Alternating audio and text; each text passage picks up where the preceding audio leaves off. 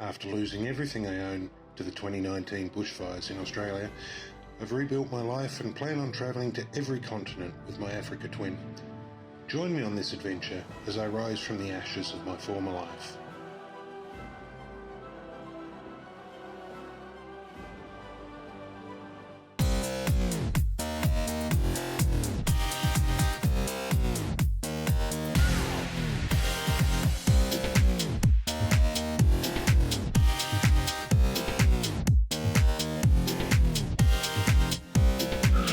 Well, that's Seal Bay, and that was quite nice, quite fun.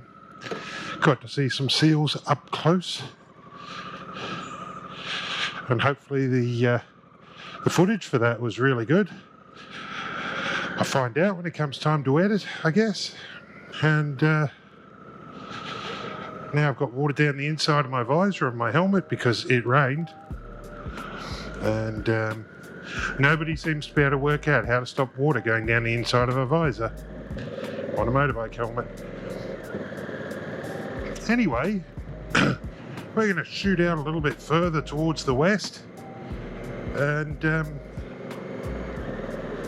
we'll see what we can see, maybe. I won't be out too much later though, because I do want to head back to my accommodation before it gets dark.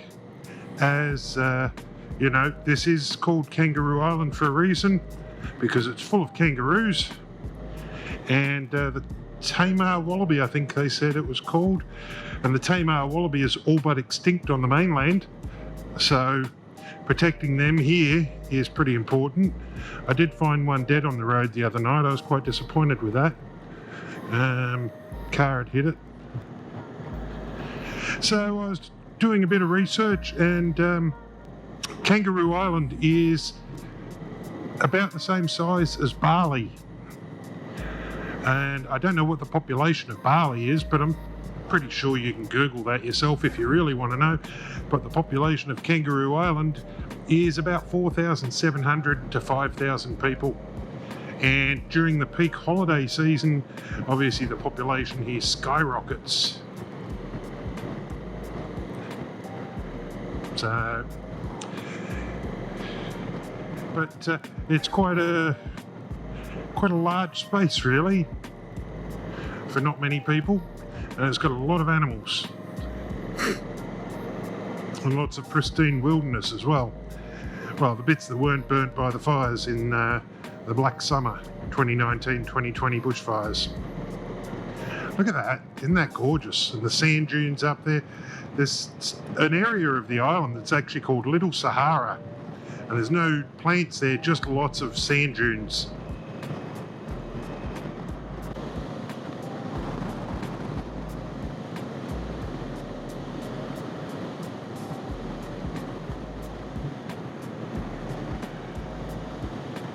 And all the water that's inside my visor screen is really annoying. It's like all the way down in front of my right eye. Tell you what, I'll buy a helmet off the first company that can guarantee that no water will get inside of an opening visor.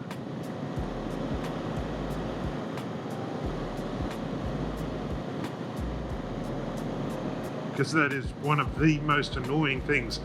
And even when your visor's closed, water still seems to run down inside of it. I don't understand how that works, because there's rubber seals around the top. How's the water getting in there? Or why isn't it sealed better? Might be the real question to answer.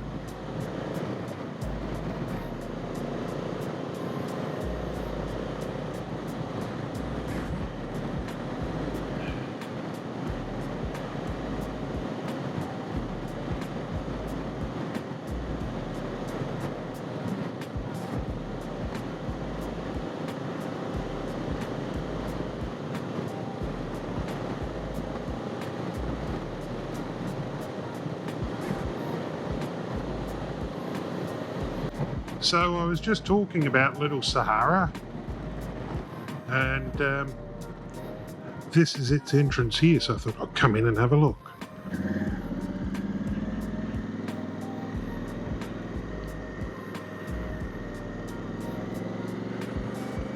Be rude not to, wouldn't it? So, guys, I'm actually at Little Sahara, and I'm here with Sarah and Joel. And they're going to tell me about the sand dunes. They said, we'll tell you about the sand dunes so you can tell people on your YouTube channel. And I said, oh, let me get the camera out. And they went, no. And it's like, but tough. Yeah. Oh, is that the phone ringing? I've just got it. Yeah, I'm so sorry. that's it. So go on, tell us a little bit about the sand dunes. Then. Yeah, basically, like at Little Sahara, our sand dunes are pretty unique because we're actually 4 kilometres away from a coast.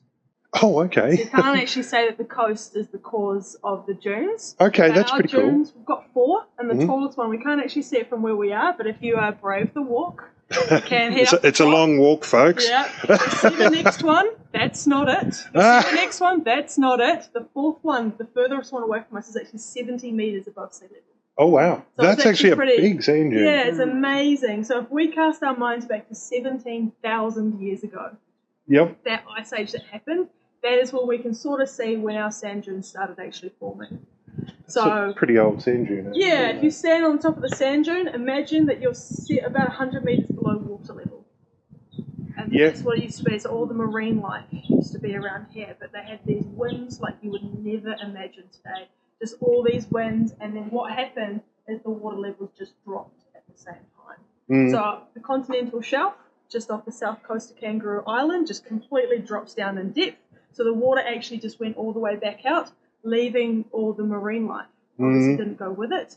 With all the winds that we had as well, so the marine life started decaying and breaking down, and the wind started helping breaking down those materials as well. Okay. So that's your coral, your animal life, all your nasty bits as well. Nasty bits. Creating the sediments and whatnot. I'm not going to say bones and gore and all that kind of thing. You know, oh, come on. Let's keep it family friendly. But yeah, so all of that breaks down, the wind breaks it down, and that creates the sorts coarse sand grains that we've got there. So that's the majority of what our sand dunes are made out of. And then water comes back in and then goes back out. This is over years and years and years that it's happening. So then more marine animals, more build-up, water goes out, the wind breaks it down, and your dunes are just getting higher and higher. Okay. So with the winds, we can estimate and assume, someone with way more knowledge is going to know more about it than me, but we can assume that there was either shrub, bush, or some kind of barrier stopping it from going any further inland. And that's how you've got our sand dunes today.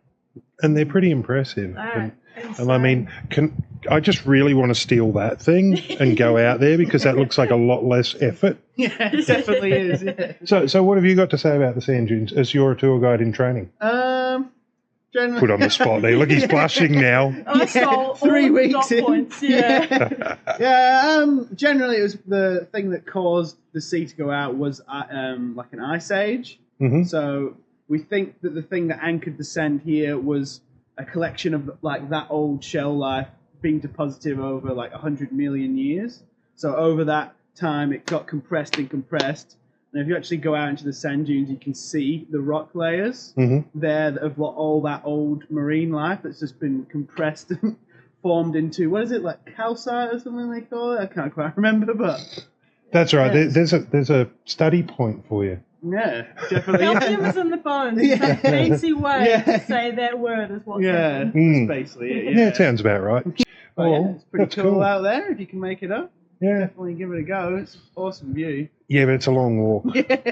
With big boots on. That's my excuse, the big boots. Yeah, well, we can get the toboggan and pull you up on some rope. Yeah, you can pull me up behind that thing. Either that or I just blast up here on the motorbike, like, I mean, you know. But I'm pretty sure somebody might notice that. Yeah, probably. Especially when I call out and say, help, it's just sunk into the sand, it's bogged.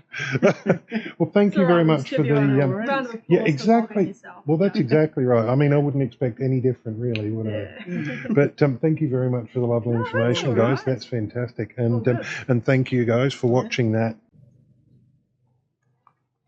Look at all the fat tyre bikes. They're all electric. So you don't have to do nearly as much work to go up the sand dunes. But, if you want to have a look at here, at Little Sahara Kangaroo Island on Facebook or Little Sahara KI on Instagram. So we might have to tag our videos there too. So I'm not going to walk all the way up the sand dunes because That sounds like a lot of hard work, and well, you know what I'm like. I'll put the hard work into editing stuff. I did suggest I could fly the drone up there, and they said, oh, unfortunately we're a no-fly zone. It's like, damn it. That would have been so good. I could have flown up there, had a look at the sand dunes, showed you guys the sand dunes, and been done with it. But I'm going to walk through here to the end of the sand, to the end of the vegetation where the sand dunes start properly, and let you have a look at it. And the rest of it, you'll just have to imagine it's like the Sahara, I guess.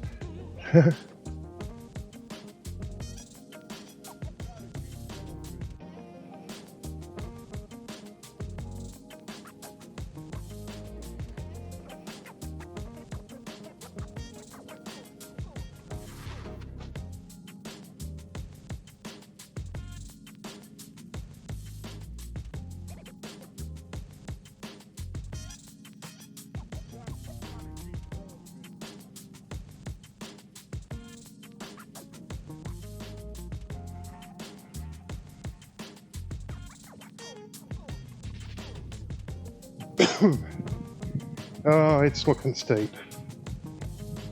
I mean, hey, look, if I was really energetic, I could run up there, place the camera, run back down, and then struggle to walk back up there just for you guys on camera. But no, once is enough. Well, let's take the easy way. We'll zigzag. That's how you climb steep stuff, isn't it? You zigzag. See, I'm already breathing heavy.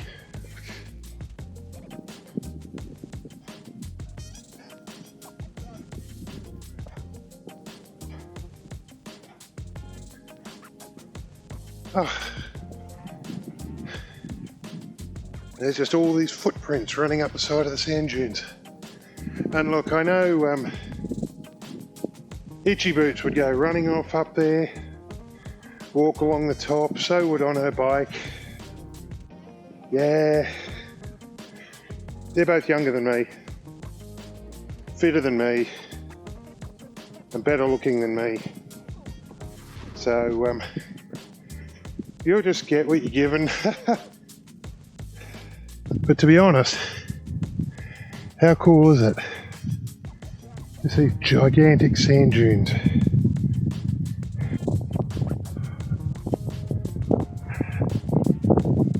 Well, there's a lot more climbing to go.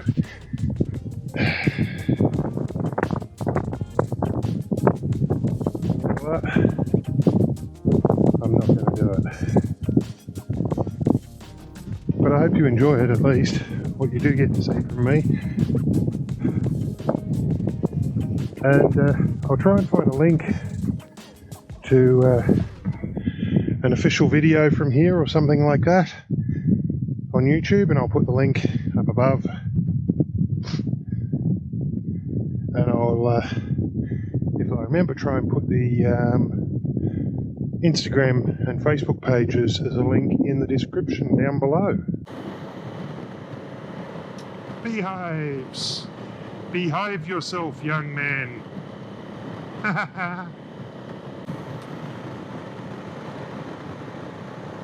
Still there. Shit, it's a double rainbow. There's a second one. It's not as bright up above it. I doubt that the camera will be able to pick it up very well though. But hey, who knows? Sometimes these cameras astound me with how well they'll do something, and other times I'm completely lost for words at how stupid they are. Really hope you've enjoyed today's video. If you have, give it a big thumbs up. If you haven't already, please consider subscribing down below. And I hope you enjoyed seeing Seal Bay and a little bit of Little Sahara on Kangaroo Island in South Australia. Drop me a comment, let me know what your favourite part of the video was today. But until next time, be safe, and get out there and live your own adventure.